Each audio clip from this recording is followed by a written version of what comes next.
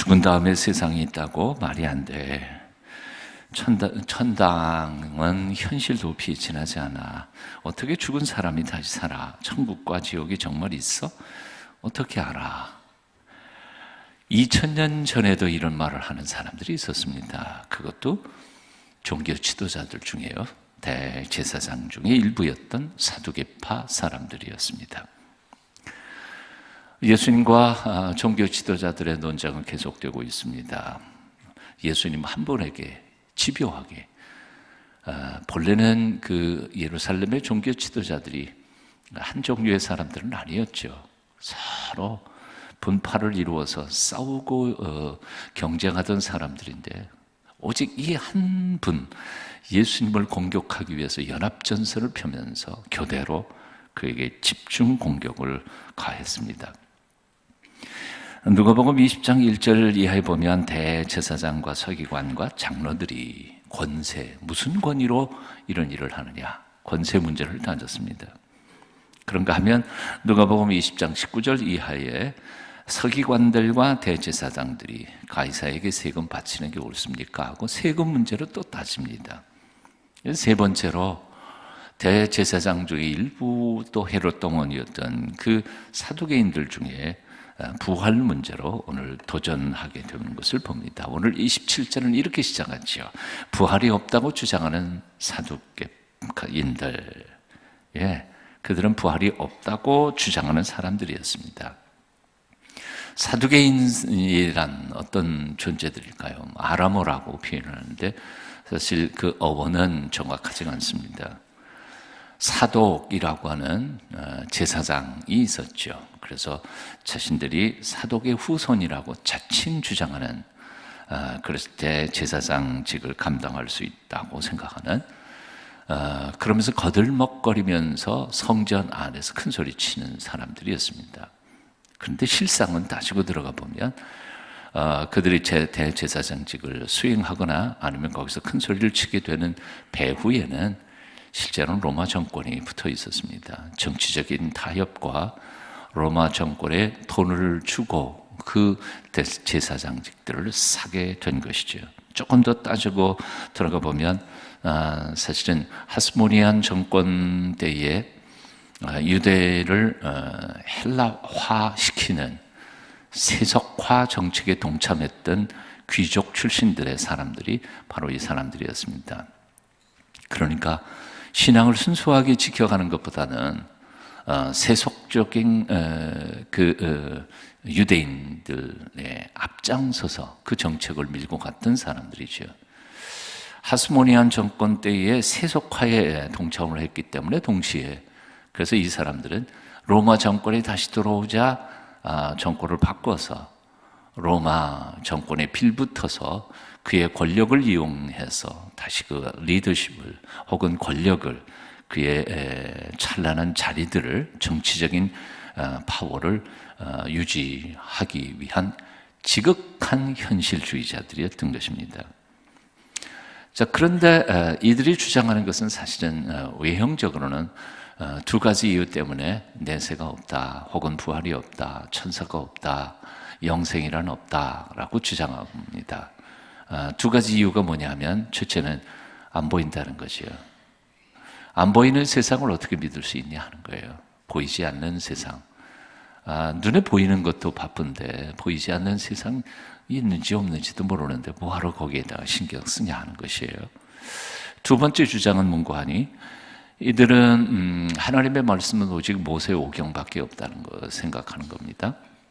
창세기, 출애굽기, 레위기, 신명기, 장출, 레, 민수기, 이렇게 모세 오경만 하나님의 말씀이고 그 이외에 다른 선지서라든지 혹은 시편이라든지 잠언이라든지 이런 모든 구약에 있는 성경들은 성경도 아니고 하나님 말씀도 아니라는 거죠.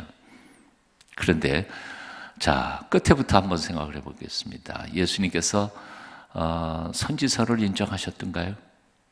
시편을 인용하셨던가요? 예, 당연히요. 예수님께서는 모세오경만 하나님의 말씀이라고 생각하지 않으셨습니다. 구약에 나오는 선지서와 그 외의 모든 말씀들을 하나님의 말씀으로 인정하시고 그것을 인용하시면서 또한 가르치셨습니다.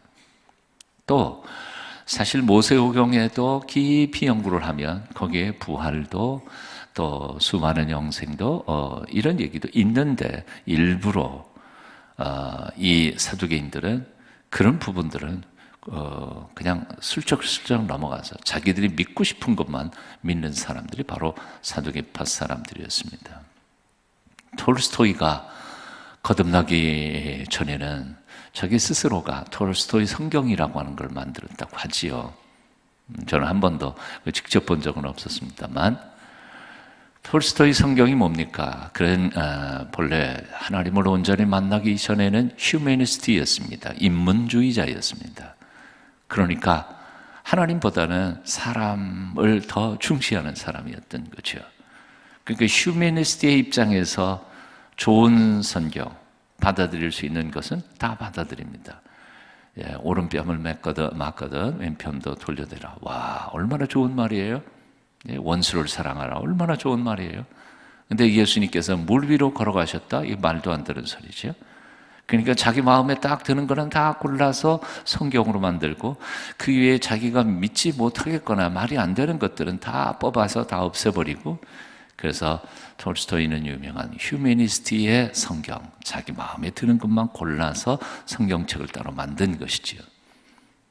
요즘에 사실은 성경책을 다 똑같이 들고 다니면서도 요즘에도 예수 믿는 사람들이요, 자기가 믿고 싶은 것만 믿는 크리스찬들이 얼마나 많이 있는지 모릅니다.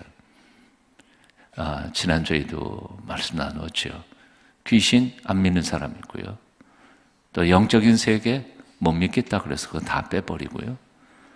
그러면 자기 믿고 싶은 것만 들고 다니는 사람 아마 성경책에 3분의 1이나 10분의 1로 줄여가지고 들고 다녀야 될 것 같아요.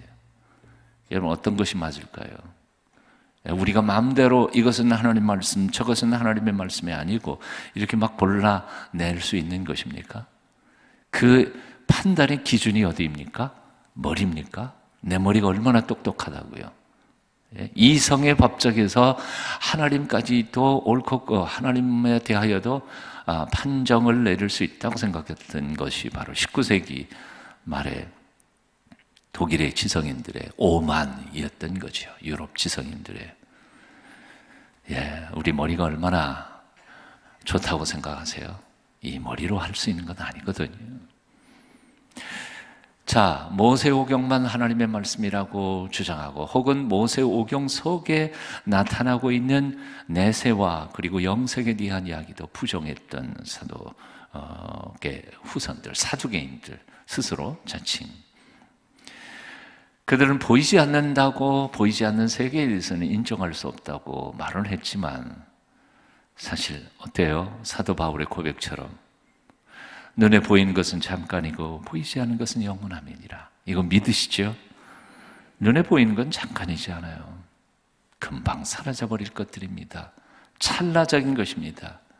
아무리 많이 쌓아놓았어도 사실은 어리석은 농부에게 말씀하셨던 예수님의 말씀처럼, 이 어리석은 자야, 오늘 밤 내가 내 영혼을 도로 찾으리니 그럼 내가 예비해 놓은 것이 다 누구의 것이 되겠느냐. 누가 어리석은 사람입니까? 우리가 죽을 수 있다는 것, 그리고 반드시 죽을 것이라는 것을 잊어먹고 그걸 무시하고, 잊어먹는 게 아니죠. 기억하고 싶지 않은 거예요. 죽는다는 사실을 모르는 사람이 있을까요? 없어요. 아무도. 다 우리는 죽을 거예요. 반드시 죽을 거예요. 안 죽을 수 있는 가능성이 0.0001%라도 있느냐? 없어요. 우리는 다 죽을 거예요. 그리고 죽으면 내가 그렇게도 열망하고 모아놨던 인기와 명예와 돈과 다 물거품이 되고 나하고는 상관이 없을 겁니다. 그걸 왜 잊어버려요? 눈에 보이는 것은 잠깐이지만 보이지 않은 것은 영원한 것. 그것을 깨닫고 믿는 것이 바로 신앙이고 지혜이고 믿음이 아니겠습니까? 자, 그런데 그들은 왜 분명한 이것을 모세오경도 오경만 믿고 나머지는 다 부인해버리고, 눈에 보이지 않는 것은 보이지 않는 것이니까 믿을 수 없다, 그렇게 얘기할까요? 이유는 딱 하나밖에 없습니다. 그들은 지금 세상에서 즐기는 게 너무 좋기 때문에 그렇습니다. 예.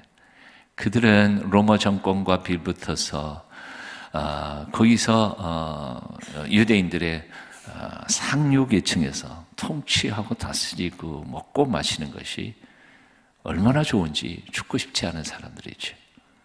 죽고 싶은 생각이 없어요.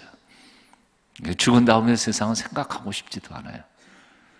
생각하기 싫다고 해서 안 죽는 게 아닌데도 불구하고, 그러니까 현실에 파묻혀서 어떻게 하면 요 속에서 영원히 살았으면 좋겠는 거죠. 내세를 잊어버리고 사는 거죠. 어떻게 보면 참 불쌍한 찰나주의자들이었습니다. 자, 그들은 자신들의 믿고 싶은 것, 그것을 강화하고 다른 사람들이 믿는 것을 깨뜨리기 위해서 아주 묘한 논쟁거리를 가지고 예수님 앞에 대들었습니다. 오늘 본문에 나오는 얘기는 쉽게 말하면 계대결혼이라고 하는 것이죠.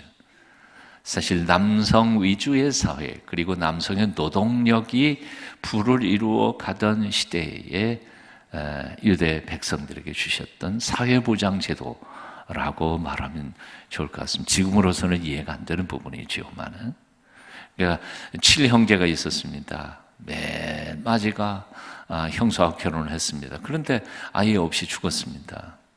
그럼 어떻게 해요? 이 형수는 어디로 가요? 그리고 형이 받을 상속분, 유대인들에게 있어서 땅은 하나님이 다 각 지파에게, 각 가족에게 주신 것이니까요. 사람이 없으면 그 땅 지분은 누가 가져가요? 주인이 없게 되거든요. 또 대를 못 이어가잖아요, 그 지파는. 그러니까 두 가지, 땅을 상속자를 만들어야 되는 거고, 두 번째 대를 이어가야 되는 거고요. 이 두 가지가 꼭 필요했습니다. 그래서 동생이 형을 위하여 아이를 낳고 자기는 다음에 결혼을 다시 해야 되는 거예요. 그러니까 아이를 낳아서 형의 가게에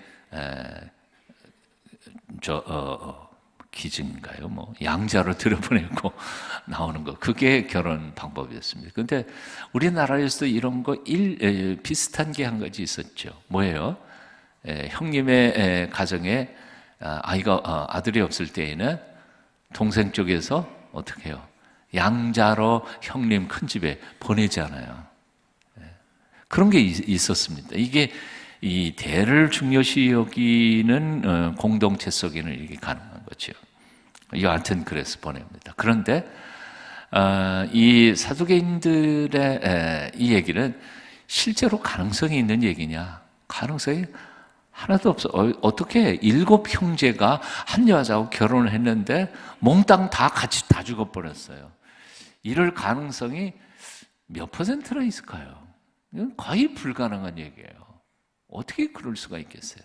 그러니까 한마디로 말하면 이것은 사두개인들의 그 창조적인 상상력에 의해서 만들어진 얘기일 뿐이지 진짜 이럴 가능성은 전혀 없는 거예요. 그래서 크리스토스톰이라고 하는 초대 교부는 이 얘기에 대하여 이렇게 설명을 합니다. 만일 이런 일이 실제로 일어난다면 그 아우들은 그 불길한 여자하고 결혼하겠는가? 여러분 하겠어요?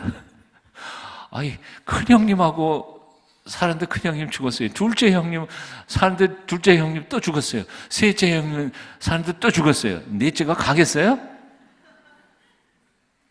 말도 안 되는 거지. 다 도망가 버리죠. 창세기에 이런 케이스가 또 하나 있었잖아요. 그렇죠? 야곱의 아들 유다가 있었죠. 유다가 자기 큰아들하고 결혼한 그 며느리가 이 큰아들 죽고 나니까 사실은 원칙대로 이 계대 결혼을 하려면 자기 막내한테 이 다말을 보내야 될 거 아니에요. 결혼시켜야 되잖아요. 근데 그 결혼시키지 않았잖아요. 불길하다고. 큰아들 죽인 여자 둘째도 또 죽이는 거 아닌가? 사실은 셋째였죠. 오난 중간에 있었으니까요. 그러니까 안 보내서 그런 사건이 터졌지 않아요. 그러니까 사람은 다 똑같은 거예요. 이럴 가능성은 거의 없다는 겁니다. 거의 없다는 거예요. 그런데 토론을 위해서, 즉 예수님에게 부활이 없고 영생은 없고 내세도 없다, 천국도 없다, 이런 것을 억지 주장으로 강요하도록 하기 위해서 이런 말도 안 되는 가능성이 없는 얘기를 밀어붙인 거죠. 자, 그런데 예수님께서는 너무 또 지혜롭게 대답하십니다. 당연한 거죠. 안 그래요? 율법을 주신 분이 하나님이신데, 그 율법을 주신 그 하나님이 대답하시는데 지들이 어떻게 이기겠어요? 34절, 35절 뜻을 생각하면서 36절까지 함께 같이 읽어보시겠습니다. 함께 읽습니다. 시작. 예수께서 이르시되 이 세상의 자녀들은 장가도 가고 시집도 가되 저 세상과 미 죽은 자 가운데서 부활함을 얻기에 합당히 여김을 받은 자들은 장가가고 시집가는 길이 없으며 그들은 다시 죽을 수도 없나니 이는 천사와 동등이요 부활의 자녀로서 하나님의 자녀입니다. 두 가지로 예수님께서는 대답하십니다. 첫째, 천국에서는 장가 시집가는 일 없다. 이런 걸로 생각해 보면 지금 우린 이 세상에서의 가정의 이 모습들을 이렇게 보다가 보니까 그걸 그대로 카피해서 천국에서 생각하려고 하는데 천국은 그런 건 없다는 거죠. 예. 이거에 대하여 예수님께서 마태복음에서는 아주 분명하게 이렇게 말씀하세요. 너희가 성경도 모르고 하나님의 권능도 몰라서 하나님의 능력도 몰라서 심히 오해하였도다 표현해요. 성경에서 가르쳐주는 말씀도 잘 모르고 하나님 나라가 어떤 나라인지, 그리고 이 세상에서 사는 것을 그대로 카피해서 저 하나님 나라에서도 그대로 그렇게 될 거냐, 그런 건 아니라는 거예요. 전혀 다른 세상인데 하나님께서 다른 세상으로 만들었는데, 한때 우리는 많은 분들이 입신이라는 걸 경험했었잖아요. 제 친구들 저 학생회 때 같이 우리 기도회에다가 보면 입신했다가 그 얘기하는 친구들도 많이 있었어요. 저도 제 친구들 중에도. 근데 입신했다가 나와서 얘기하는 아이들 얘기 들어보면 기와집이 얼마나 큰지. 왜 또 기와집이야 하필이면? 빌딩 아니에요? 방갈로가 있을까요? 자기 경험 속에서 그렇게 자꾸 상상해버리면 안 된다는 거예요. 그러니까 오늘 이 시대에 이 세상에서 것을 천국에서까지 그대로 적용을 하려고 그러다 보니까 안 되는 거죠. 그냥 무식해서. 하나님은 얼마든지 어떤 일이든지 하실 수 있는 능력 있는 하나님이시라는 사실을 우리가 모르니까, 그래서 무식의 소치가 바로 이런 생각을, 어리석은 생각을 하게 한다는 것입니다. 물론 궁금하긴 해요. 예. 천국에 갔을 때 우리 마누라 얼굴을 알아볼 수 있을까? 있을까요? 예, 알아볼 수는 있을 것 같아요. 그러나 이 세상처럼 그렇게 살까요? 그런 건 아닐 거예요. 천사들처럼 사는 거니까요. 우리 아버지의 얼굴 모습을 알까요? 예, 알 수 있을 거예요. 그러나 이 세상에서의 그 연약한 인간의 육적인 모습 속에 그런 모습하고는 좀 다를 거예요. 차원이 다른 삶이 시작될 거니까요. 우리는 지금 알고 있는 게 이 세상밖에 모르니까요. 천국을 우리는 아무리 짐작해도 이해할 수 없어요. 우리는 모르는 거예요. 자, 예수님께서 대답하신 두 번째 대답은, 저들이 모세의 율법을 가지고 이 계대결혼 얘기를 했습니다. 똑같이 예수님께서는 모세의 율법을 얘기하는 게 아니라 모세가 미디안 광야에서 호렙산에서 불꽃 가운데 임하시는 하나님을 만난 경험, 그걸 근거로 또 한마디 하시는 겁니다.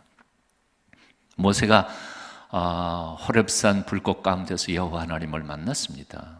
당신이 누굽니까? 나는 누굽니까? 그리고 출애굽기에 말씀하잖아요. 하나님께서 뭐라 그래요? 나는 나다. 그리고 또 뭐라고 계시하세요? 나는 너희 조상 아브라함의 하나님, 이삭의 하나님, 야곱의 하나님이다 라고 말씀하셨다는 거예요. 근데 예수님께서는 여기 해석이 참 소중합니다. 아브라함의 하나님, 이삭의 하나님, 야곱의 하나님. 보통 우리는요, 우리 조상들의 하나님 이렇게 얘기할 때 이미 떠나가신 분, 죽은 분 이렇게 생각하는데, 사실 예수님께서는 오늘 본문에서 가르쳐 주실 때 뭐라 그랬어요? 끝부분에 보니까 하나님은 죽은 자의 하나님이 아니요 살아있는 자의 하나님이시니라. 하나님에게는 모든 사람이 살았느니라. 38절의 말씀이에요. 이 말씀의 뜻이 이해가 되세요? 이해가 되시느냐고요. 그러니까 하나님께서 모세에게 자기 계시를 하실 때 나는 아브라함의 하나님, 이삭의 하나님, 야곱의 하나님이다 라고 말씀하실 때에 이미 죽어서 저 땅속에 들어가 버린 아브라함을 거론하고 있는 게 아니라는 거예요. 이삭을 거론하고 있는 게 아니에요. 지금도 살아서 천국에서 하나님과 함께 교제를 나누시면서 살아있는 아브라함과 이삭과 야곱을 얘기하고 있는 거란 말이에요. 하나님이 어떤 하나님이냐 하면 죽어버린 사람들에게는 하나님 필요 없어요. 네? 지금도 살아있는 사람, 즉 여기 뒤에 뭐라 그래요? 하나님에게는 모든 사람이 살아있어요? 죽어있어요? 살아있다니까요. 그러니까 이제 이렇게 질문 한번 해보겠습니다. 우리 아버지가 지금 살아 계세요? 우리 아버지를 어떻게 여러분들이 알아요? 그렇지만 믿음으로 보면 우리 아버지 어디에서 살아 계세요? 하나님 나라에서 살아 계신 거죠. 우리 어머님은 하나님 나라에서 살아 계시고 하나님과의 교제를 나누시면서, 즉 존재의 양식이 바뀌었을 뿐이지 죽는다는 것은 존재가 없어져 버린다는 뜻이 아니란 말이에요. 예수님의 말씀은 이 가르침이에요. 저도 그렇게 믿습니다. 며칠 전에도 우리 선배 목사님 우리 장례식 치렀습니다만 그의 육신은 흙으로 빚어진 몸이니 흙으로 돌아갈 거예요. 네. 하지만 하나님께서 지어주신 그의 영 그리고 그의 존재 자체, 그분은 아마도 평생 하나님의 영광을 위해서 목회하시고 수고하셨던 그 목사님은 지금 그렇게 그리워하던 하나님 예수 그리스도의 품속에서 평안히 지금 차원을 달리한 삶을 살고 계시는 줄로 믿습니다. 여러분 믿으시죠? 세상에는 세 종류의 사람이 있습니다. 첫째는 눈에 보이는 것만 믿고 보이지 않는 것은 믿지 못하겠다. 그렇게 코앞에 있는 것만 고쳐받고 사는 사람들, 그러다가 죽으면 모든 게 끝이다 라고 생각하는 불쌍한 사람들이 있고요. 두 번째는요, 눈에 보이는 게 전부는 아닐 텐데 그러면서도 내세를 위하여 준비를 하나도 하지 않다가 그냥 똑같이 첫 번째 사람하고 똑같이 죽는 사람들.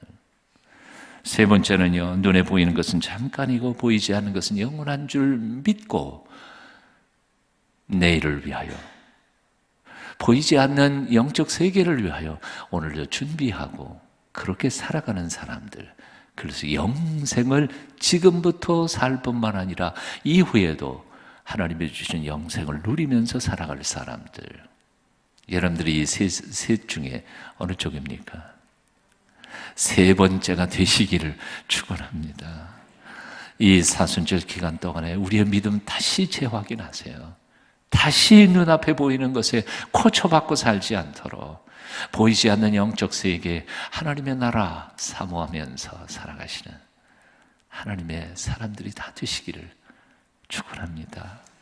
자, 찬양 하나 부르고 초가 삼간도 나는 만족하네. 믿으시지 않아요? 초간 삼간도 나는 만족하네. 값진 재물도 내겐 없지만 앞으로 내가 하늘나라에 가면 순한검길. 같이 찬양하시겠습니다. 악보 없어요? 이런.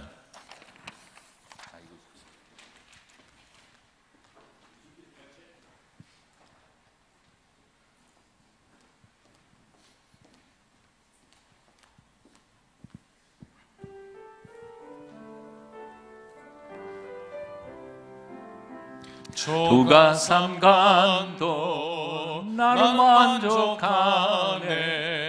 값진 재물도 내겐 없지만 앞으로 내가 하늘나라에 가면 순환금 길을 거닐겠네. 내게는 저 하늘 위에 집이 있네. 영원한 기쁨 넘치는 그곳. 언젠가 내가 저 천국 이르러 주님과 함께 거닐겠네. 날 가난하다 외롭다 말아요. 천국길 가니 실망 없다네. 이 세상 쓰고 모두 끝이 난 후에 저 천국 가서 멸류관 쓰리. 내게는 저 하늘 위에 집이 있네. 영원한 기쁨 넘치는 그곳. 언젠가 내가 저 천국 이르러 주님과 함께 거닐겠네. 믿습니까? 기도하겠습니다. 귀하신 주님, 보이지 않는다고 영생을 거절하는 어리석음을 범하지 않도록 도와주시옵소서. 눈에 보이는 이 물리적 세계가 보이지 않는 물리적 법칙과 규칙들에 의하여 움직이고 있는 것을 기억하며 이 보이는 모든 것들 세계 속에 영적인 세계가 있음을 인정하며 보이는 것은 잠깐이지만 보이지 않는 것은 영원한 것임을 깨달으며 하나님께서 우리를 위하여 예비해 놓으신 천국을 바라보며 오늘도 내일도 최선을 다하여 이 믿음의 길 정진 끝까지 갈 수 있도록 우리에게 은총을 베풀어 주시옵소서. 이번 사순절 기간 동안에는 참으로 우리의 마음의 눈이 열리기를 원합니다. 삼층천 하늘을 바라보았던 사도 바울처럼 눈앞에 보이는 모든 세상의 찬란한 것들 다 배설물로 여기며 하나님의 영광을 위하여 쫓아갔던 사도 바울처럼 우리 또한 하나님이 우리를 위하여 예배해 놓으신 그 기업의 영광의 풍성함이 무엇인지를 깨달아 알며 감격하며 살아가는 신앙생활이 되도록 우리를 붙잡아 주시옵소서. 주 예수 그리스도의 그 크신 은혜와 아버지 하나님의 만극하신 사랑과 성령님의 감화, 감동, 소통, 개하여 주시니 오늘 이 아침에도 주 앞에 나와 주의 말씀 듣고 우리의 삶을 하나님 앞에 온전히 바쳐드리는 주의 백성들 한 분 한 분 머리 위에 지금부터 영원까지 함께 계시기를 간절히 축원하옵나이다.